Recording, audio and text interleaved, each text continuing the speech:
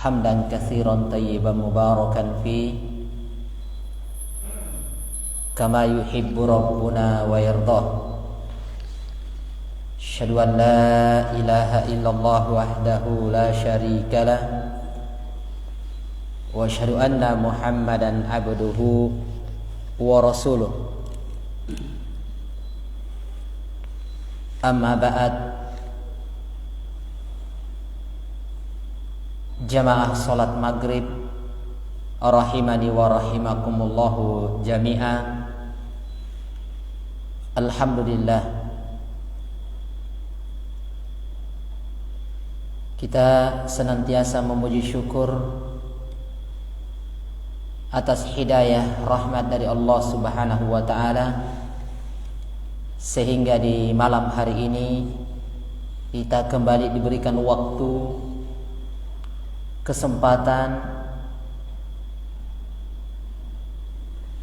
untuk kembali duduk karena ingin mendengarkan ayat-ayat ataupun hadits dari hadits Nabi kita Muhammad sallallahu alaihi wasallam. Dan insyaallah taala di malam hari ini kita lanjutkan pelajaran kita masih dengan pembelajaran bagaimana seorang hamba memperbaiki keyakinan dia kepada Allah Subhanahu wa taala.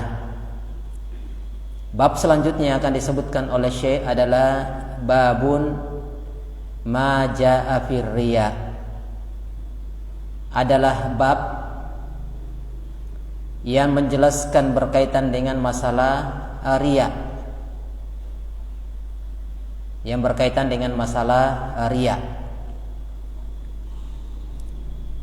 Maka ini termasuk di antara bab-bab yang sangat penting yang perlu kita pahami jamaah yang dimuliakan oleh Allah Subhanahu wa taala. Karena yang namanya riya ini juga dikenal dengan namanya asyirkul asghar, syirik kecil. Walaupun dia tidak sampai menghancurkan seluruh amalan-amalan kita seperti syirik besar,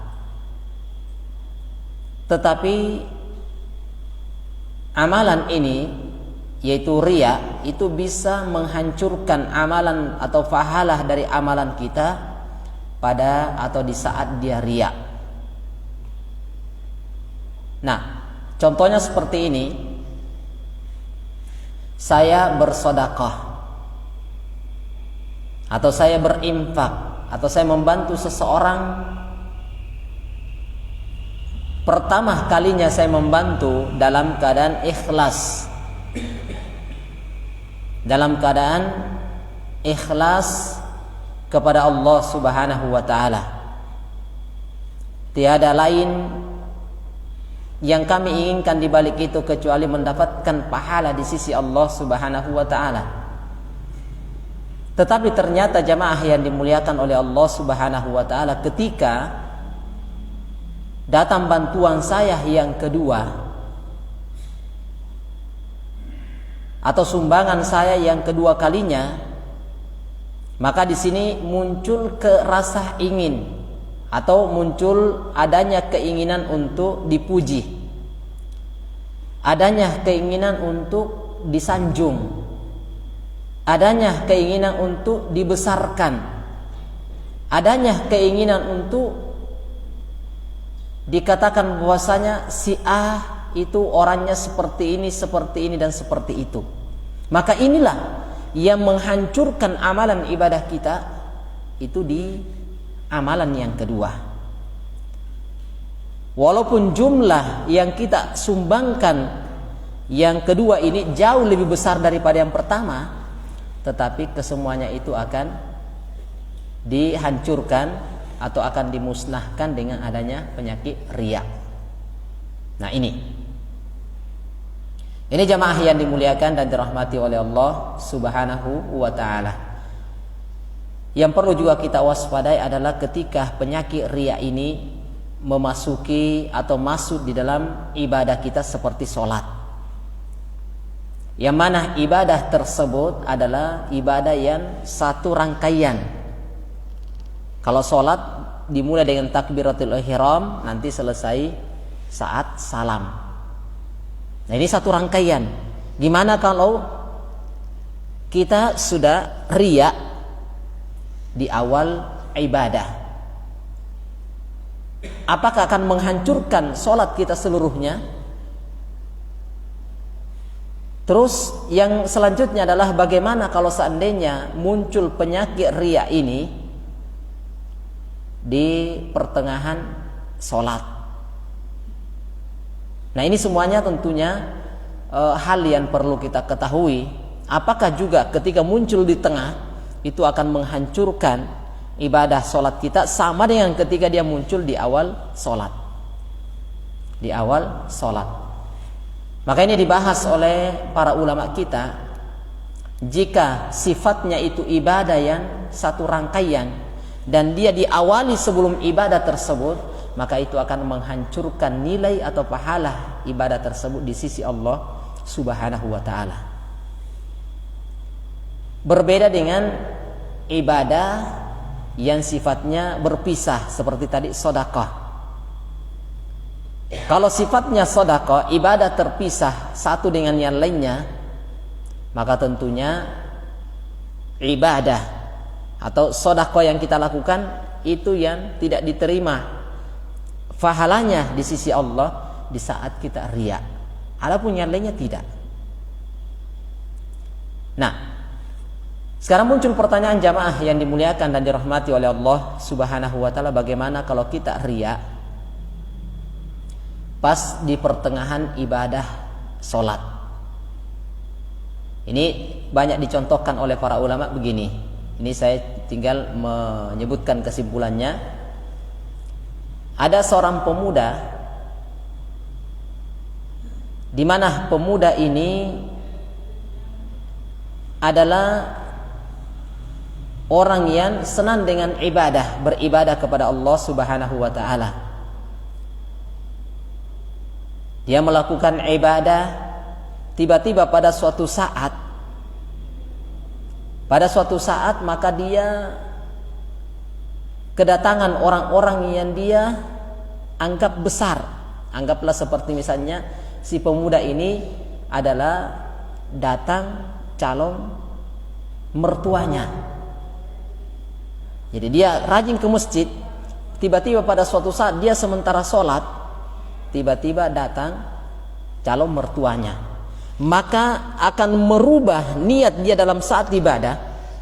Karena datang calon mertuanya, dia tahu betul, oh dia ini, kalau begitu saya harus perindah sholat saya harus perbaiki betul, saya harus khusyuk, saya harus perlama, kalau baca Quran saya harus perbaiki bacaan saya, supaya nanti oh ini calon mertua saya memuji saya. Ini kan riya namanya. Nah, ketika muncul di tengah ibadah seperti sholat, kira-kira pertanyaannya apakah menghancurkan sholat ini, misalnya sholat duhur, apakah dia hancurkan sholat duhur kita, pahalanya di sisi Allah? Kata para ulama, jika dia perturutkan itu, muncul tapi tidak dilawan, dibiarkan, terus dibiarkan sampai selesai sholat, maka ini akan menghancurkan pahala sholatnya. Beda halnya ketika muncul penyakit ini, kemudian dia berusaha menepis, dia lawan, dia berusaha menghilangkan, dia hilangkan muncul lagi, dia hilangkan muncul lagi, dia hilangkan muncul lagi, sampainya selesai sholat. Maka diterangkan oleh ulama kita itu tidak membahayakan, artinya pahala sholatnya, ibadahnya itu tetap diterima. Maka ini sama kasusnya jamaah. Ini haji. Kita naik haji, kita ingin berangkat haji, mana kita ketahui haji ini adalah ibadah besar, mulia di sisi Allah Subhanahu wa ta'ala. Tetapi sebelum kita berangkat haji, yang kita inginkan ini adalah bagaimana, karena itu biasa posisi kedudukan antara orang yang sudah haji dengan yang tidak, bagaimana pemuliaan masyarakat atau di tengah masyarakat ini orang yang sudah haji dengan orang yang tidak, itu beda. Lebih nampak biasanya terlihat ketika ada acara, ada termasuk pengantin atau acara-acara. Yang paling masih jauh di sana ada rombongan ini sudah di depan dia. Yang pertama dipanggil Pak Haji atau Ibu Haji. Kalau begitu saya harus jual sawah saya ini supaya saya juga haji. Ini masa saya sudah paling di depan ini, kenapa yang di belakang dipanggil? Nah, misalnya seperti itu. Nah, maka dengan niatnya seperti ini juga akan menghancurkan pahala hajinya dia. Akan menghancurkan pahala hajinya. Padahal pahala haji, jika haji kita ini mabrur, maka tentunya surga balasannya. Tetapi dirusak oleh penyakit atau hatinya yang adanya riya. Sehingga ini dibahas oleh para ulama untuk berhati-hati dengan penyakit ini. Nanti akan disebutkan dari beberapa hadis. Oleh karena itu Asy-Syaikh Abdurrahman bin Nasir As-Sa'di di jamaah yang dimuliakan dan dirahmati oleh Allah Subhanahu wa taala, mereka mengatakan niyatuna syartul lisairil amal. Niat itu adalah syarat sahnya seluruh amalan kita. Wa biha as-salahu wal fasadu lil amal. Dengan niat inilah yang akan menjadi penentu benar atau tidaknya, diterima atau tidaknya amalan kita, tergantung dari niatnya. Kalau niatnya kita lillahi, maka inilah yang akan diterima. Tapi kalau niatnya untuk manusia, ingin meraih pujian sanjungan, maka itulah yang akan kita dapatkan pujian dan sanjungan di mata manusia. Tetapi ingat jamaah yang dimuliakan oleh Allah Subhanahu wa taala, dalam hadis yang panjang Nabi sallallahu alaihi wasallam dia sebutkan ada 3 jenis manusia yang merupakan koreknya api neraka. Kenapa dikatakan koreknya api neraka? Karena ketiga jenis manusia inilah yang paling pertama akan dinyalakan api neraka bagi mereka. Ini dalam hadis panjang. Kesimpulannya ya, kelompok manusia yang pertama adalah orang yang berperan di jalan Allah Subhanahu wa taala. Dia berjihad. Sampai disebutkan dalam hadis adalah hatta ustushhida, sampai dia mati syahid. Apa tujuannya berjihad? Ternyata bukan ingin meraih surga Allah Subhanahu wa taala, tetapi ingin dikatakan jari, ingin dikatakan pemberani. Jadi ini dia niatnya untuk berperan bersama Rasulullah sallallahu alaihi wasallam pada saat itu. Makanya sama dengan kita jamaah. Jika ini yang kita inginkan, maka ini sama ini. Yang kedua adalah kata Rasulullah sallallahu alaihi wasallam dalam hadis yang panjang ini adalah orang yang belajar agama. Orang yang mengajarkan agama.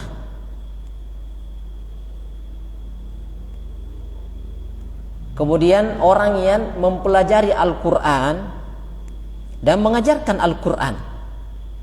Tetapi apa tujuan dibalik ini semuanya? Dia belajar agama, mengajarkan agama, belajar Al-Quran, mengajarkan Al-Quran. Apa tujuannya? Liyuqalu bihi alim, liyuqala bihi alim, supaya dikatakan dia alim ulama. Maka sama kita jamaah. Ketika niat kita belajar agama supaya dipanggil Pak Ustadz, ini masalah. Ini jadi masalah besar.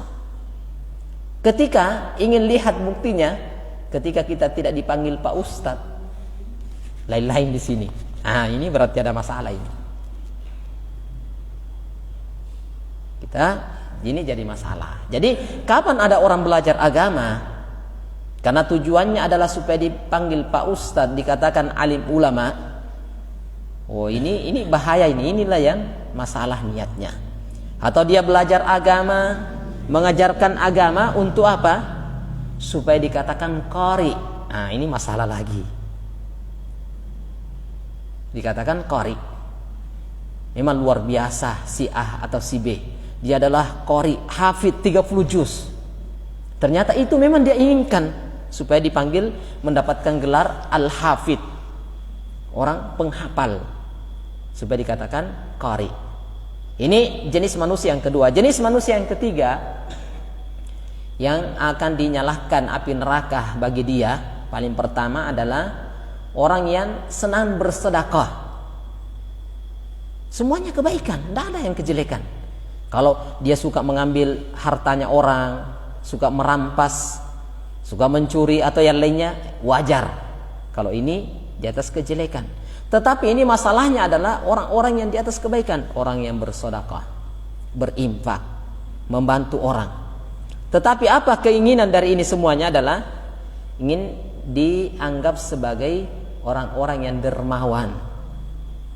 Itu keinginan dia. Saya harus banyak membantu supaya orang menganggap saya ini adalah dia dermawan, panjang tangan.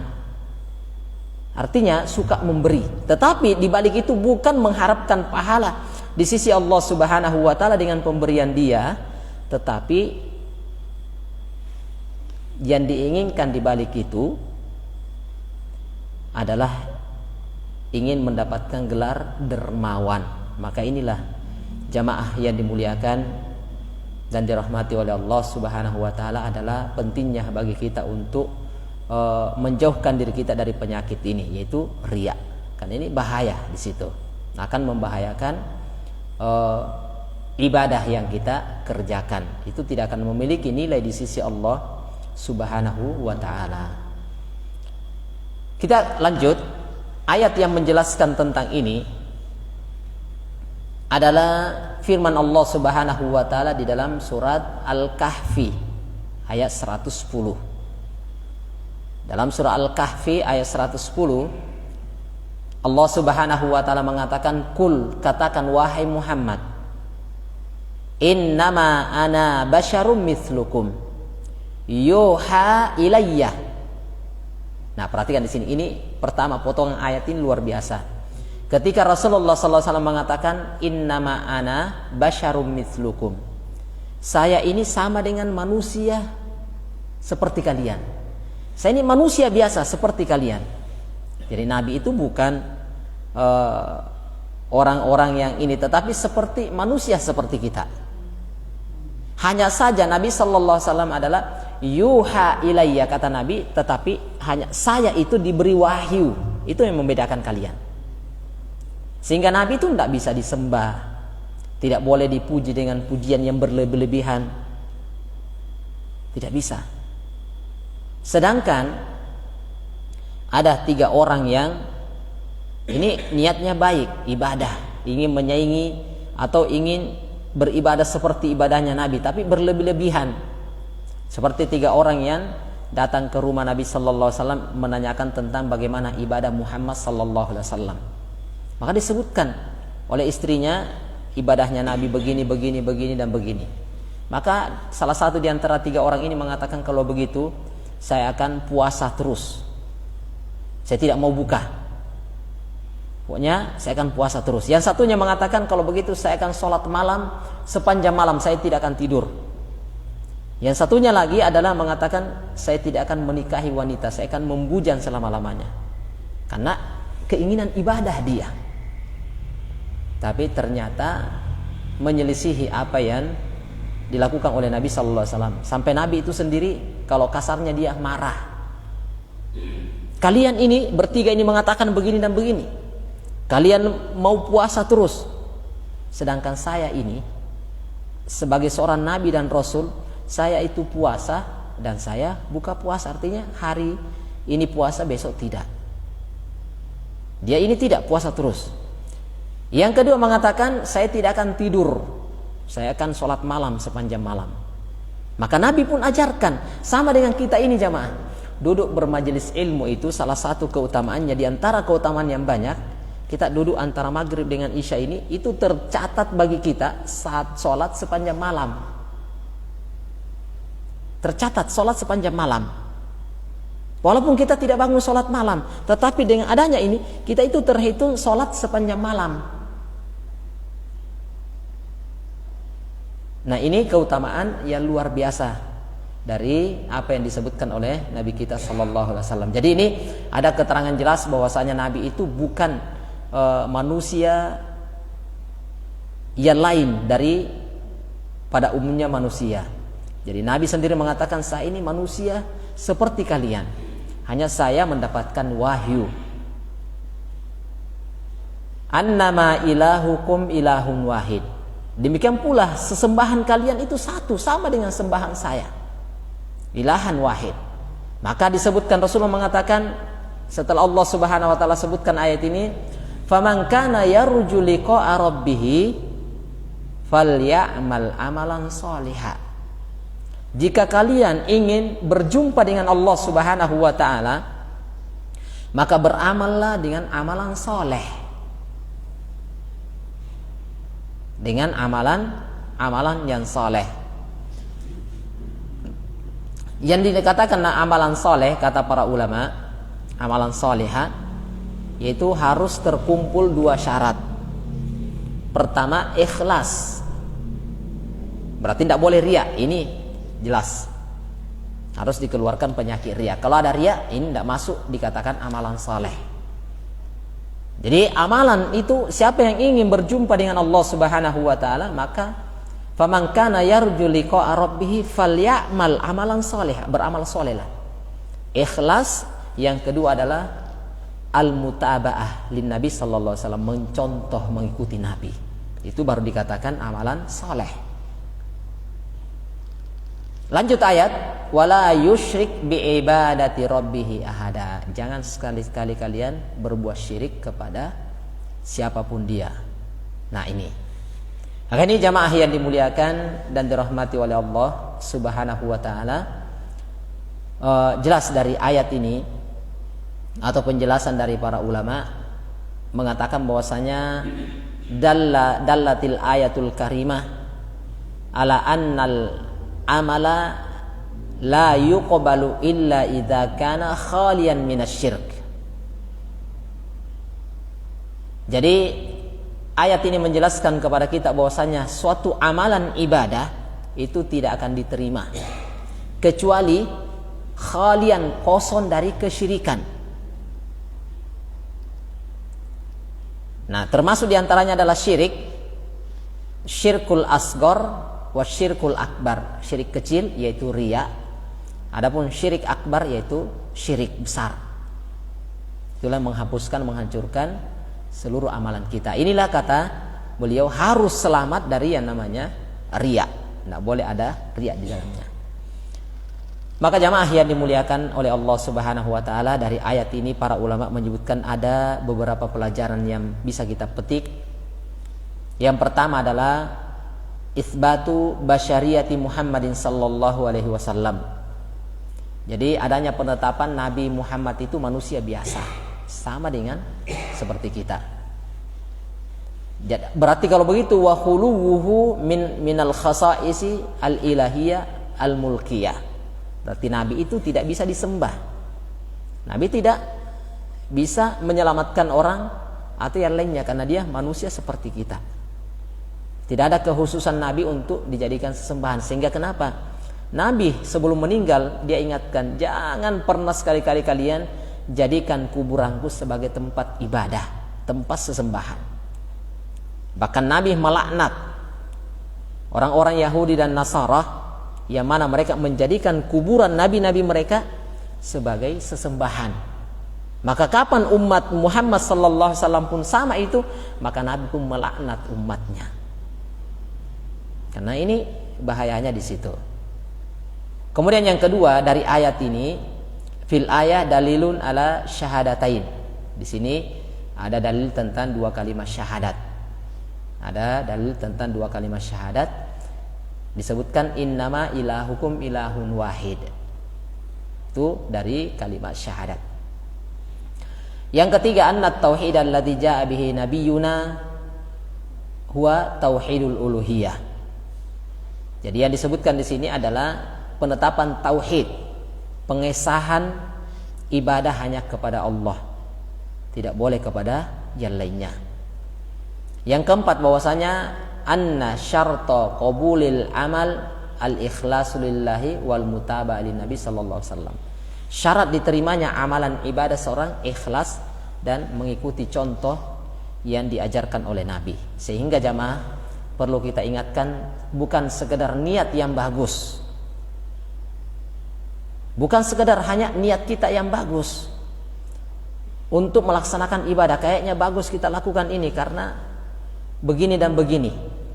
Bukan itu yang menjadi patokan. Adanya niat bagus, alhamdulillah, itu tanda kebaikan, tapi belum tentu baik. Yang pasti kebaikan adalah tak kala Nabi sallallahu alaihi wasallam kerjakan, kita kerjakan, kalau tidak tinggalkan, supaya tidak jadi buat masalah baru namanya. Karena pasti kita akan dituntut. Tak kala kita melakukan sesuatu yang ternyata tidak dilakukan oleh Nabi, maka kita akan terkena tuntutan dalam hal ini.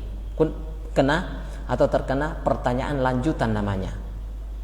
Kenapa kamu seperti ini?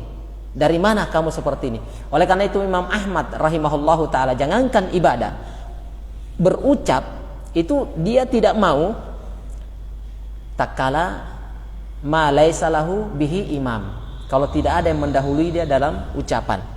Penetapan hukum suatu permasalahan, kalau dia tidak ada ulama yang mendahului dia, maka dia tidak mau mengatakan begini dan begitu, tidak mau dia. Karena kita akan ditanya, dari mana kamu dapatkan ini? Kenapa ada seperti ini? Apalagi amalan yang bentuknya adalah fisik, adalah bentuknya ibadah. Sedangkan ucapan itu diingatkan oleh Imam Ahmad rahimahullah ta'ala, apalagi dalam bentuk ibadah badan. Kemudian yang kelima, dari sini juga ada pelajaran bagi kita, bantahan wa fil ayati raddun ala man yashtafi' atau man yashtashfa bis salihin, tentang tidak bolehnya meminta syafaat kepada orang-orang saleh. Kan biasanya begini jamaah, karena adanya pemuliaan kita yang berlebih-lebihan kepada orang saleh, sehingga biasanya kita datang ke kuburannya minta syafaat. Sebenarnya kita tidak menyembah kepada dia, kasarnya tidak. Kita tidak sujud di situ, kita tidak berdoa kepada dia, hanya minta syafaat namanya. Karena Anda ini orang soleh, orang baik, maka tolong sampaikan permintaan saya sama Allah Subhanahu wa ta'ala. Ini namanya minta syafaatnya, minta bantuannya. Cara seperti ini saja itu sudah tidak dibolehkan dalam syariat. Bagaimana lagi kalau langsung menyembah atau langsung meminta kepada dia? Maka ini tentunya tidak. Ini adalah tidak dibolehkan. Siapapun dia, ini Nabi, apalagi manusia selain Nabi sallallahu alaihi wasallam, lebih pantas tidak dilakukan itu. Ini jamaah yang dimuliakan dan dirahmati oleh Allah Subhanahu wa ta'ala. Selesai dari ayat ini. Kemudian ini penegasan dari Allah Subhanahu wa ta'ala,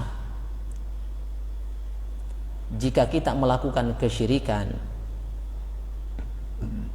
apakah sifatnya syirik kecil, riya, apalagi syirik besar, maka Allah Subhanahu wa ta'ala akan berlepas diri dari kita. Dia akan serahkan, yang akan menjadi penanggung jawab adalah apa yang kita lakukan kesyirikan kepadanya. Kalau kita berbuat syirik kepada penghuni kuburan atau tempat-tempat yang keramat, maka kita akan diserahkan urusannya kepada mereka. Kalau kita riya, maka apa yang kita lakukan maka diserahkan kepada kemana kita riya. Nah, ini bahayanya jamaah yang dimuliakan dan dirahmati oleh Allah Subhanahu wa ta'ala.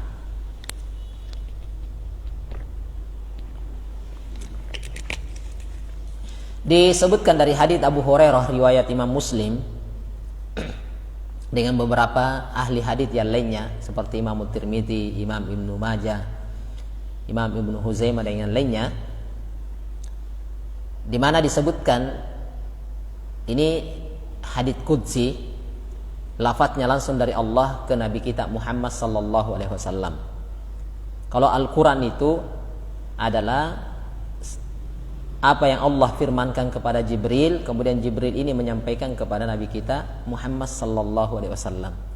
Sedangkan hadits qudsi ini langsung lafadznya dari Allah kepada Nabi sallallahu alaihi wasallam, sehingga dikenal dengan hadits qudsi. Sehingga Nabi mengatakan qala Allah taala, tapi bukan ayat dari ayat Al-Qur'an, sehingga dikenal dengan ayat qudsi. Nah, apa kata Allah Subhanahu wa taala? Ana agna syurakai anisyirk. Ana agna, saya tidak butuh kepada asyuraka anisyirki, orang-orang yang berbuat syirik dari kesyirikannya. Allah akan tinggalkan kita, Allah akan berlepas diri dari kita kalau kita berbuat syirik. Karena langsung disebutkan ana agna syuraka anisyirk. Man amila amalan asyraka ma'i fihi ghairi taraktuhu wa syirkahu. Kata Allah Subhanahu wa taala, siapa yang beramal dengan suatu amalan yang sifatnya asyraka ma'i, berbuat syirik kepada saya, apakah syirik besar atau riya, syirik kecil, fihi ghairi, maka taraktuhu, saya akan tinggalkan dia bersama kesyirikannya, wa syirkahu, jadi saya akan tinggalkan dia, biarkan dia bersama dengan kesyirikannya. Silakan, kalau minta diselamatkan, ya mintalah kepada yang kalian sembah waktu itu, minta sama dia, jangan minta sama saya. Nah, itu kasarnya bahasa dari bahasa saya. Jadi artinya di sini jamaah yang dimuliakan dan dirahmati oleh Allah Subhanahu wa taala, peringatan keras berkaitan dengan yang namanya kesyirikan, baik dia dalamnya syirik kecil, apalagi syirik besar, Maka jamaah yang dimuliakan oleh Allah Subhanahu wa taala, hadits ini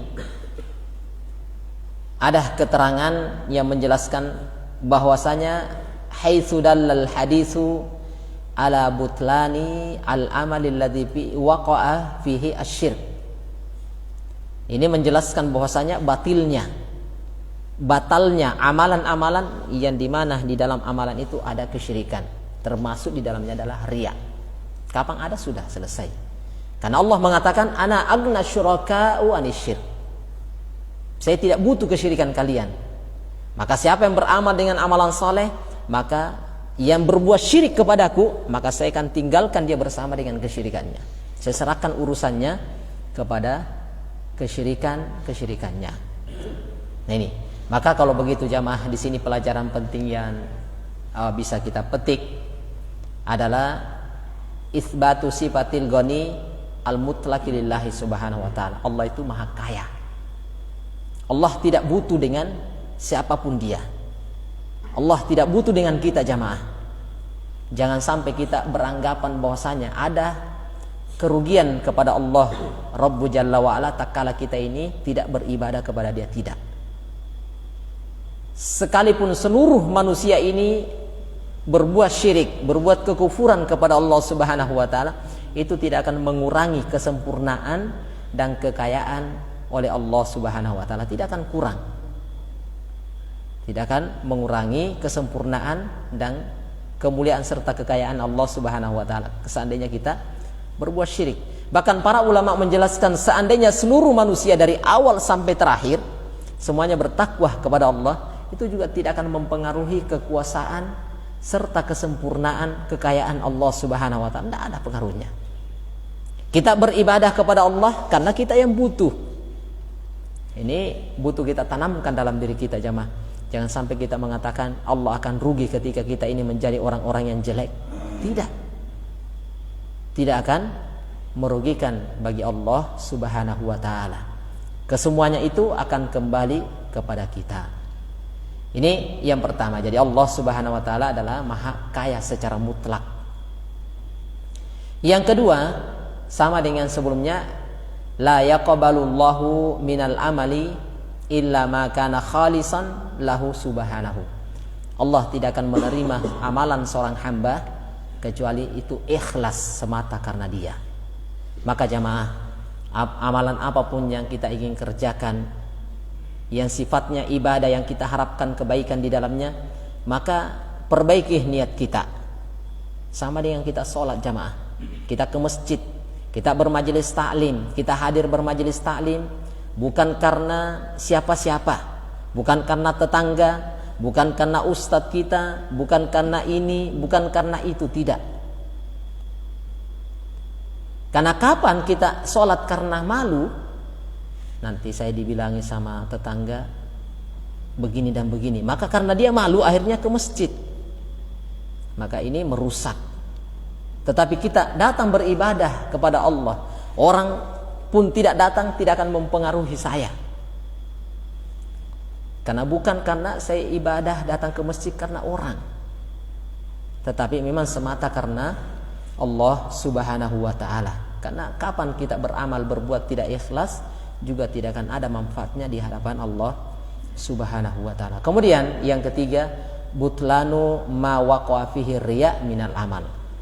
Ini menjelaskan bahwasanya batalnya suatu amalan jika di dalamnya itu ada penyakit riya, adanya keinginan lain selain mendapatkan pahala dan kedudukan termulia di sisi Allah subhanahu wa ta'ala. Artinya riya, kita mengharapkan pujian di tengah-tengah manusia. Yang kita inginkan adalah dari manusia, bukan dari Allah subhanahu wa ta'ala. Yang keempat adalah isbatu karomillahi al-mutlak. Dari hadits ini juga menjelaskan tentang kemuliaan Allah secara mutlak. Yang kelima, isbatu sifatil qaul lillahi subhanahu wa ta'ala. Ada penetapan sifat berbicara bagi Allah, tapi tentunya tidak sama dengan bicaranya kita, karena dia adalah maha pencipta, tidak mungkin sama dengan yang dia ciptakan. Karena kata para ulama, ala wajhi yaliku bijalalihi, tentunya sesuai dengan kemuliaan dia. Karena disebutkan dalam surat Al-Ikhlas, ketika sudah disebutkan kul huwallahu ahad, katakan Muhammad huwa ahad, kul huwallahu, adalah dia adalah Allah ahad, satu. Disebutkan, jadi Muhammad disuruh sebutkan, sampaikan Muhammad, kul, katakan Muhammad, kul huwallahu samad, kul huwallahu ahad, Allahus samad. Allah adalah as-samad. As-samad itu adalah tempat bergantungnya segala sesuatu. Sebutkan lam yalid walam yulad. Jadi lam yalid walam yulad. Allah itu tidak beranak dan tidak diperanakkan. Allah itu bukan bapak. Allah itu juga bukan anak. Ini langsung disebutkan dalam surah Al-Ikhlas. Lam yalid walam yulad. Maka disebutkan di akhir ayat, disebutkan walam yakun lahu kufuwan ahad. Lam yakun, tidak ada sama sekali bagi Allah itu kufuwan ahad, yang sekupu, yang sebanding, yang setara.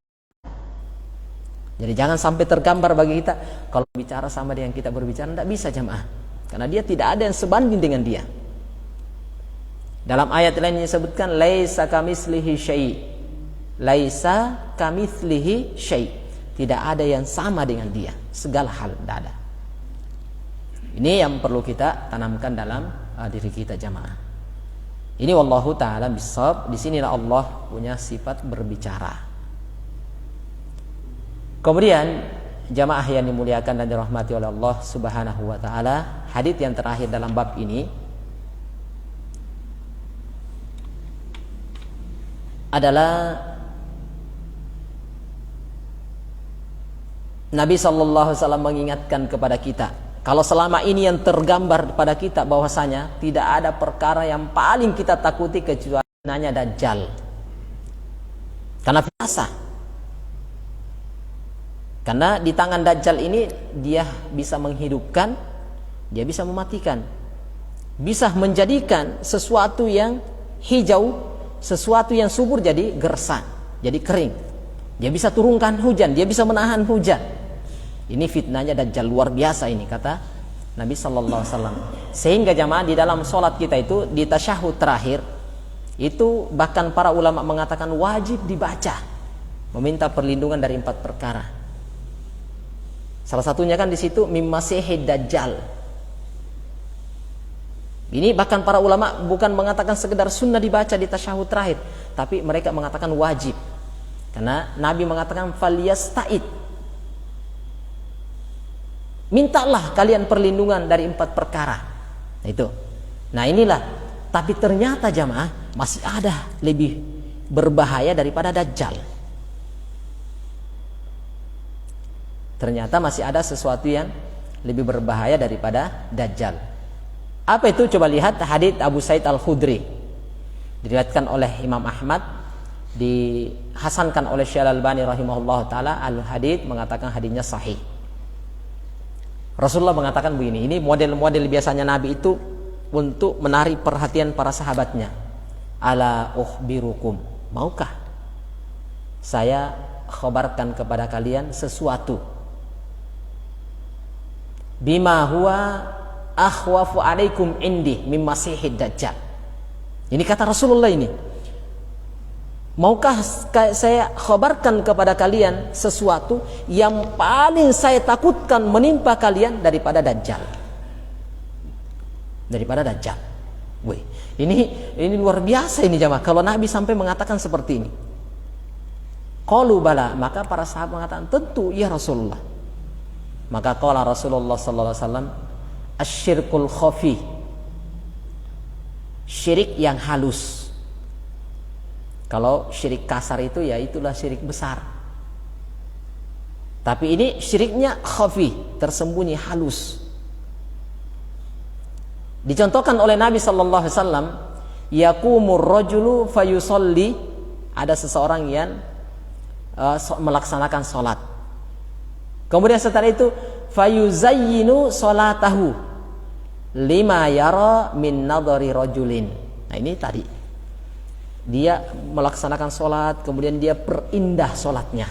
Kalau dia baca Quran, dia berupaya memang, dia luar biasa. Dia perbaiki bacaannya.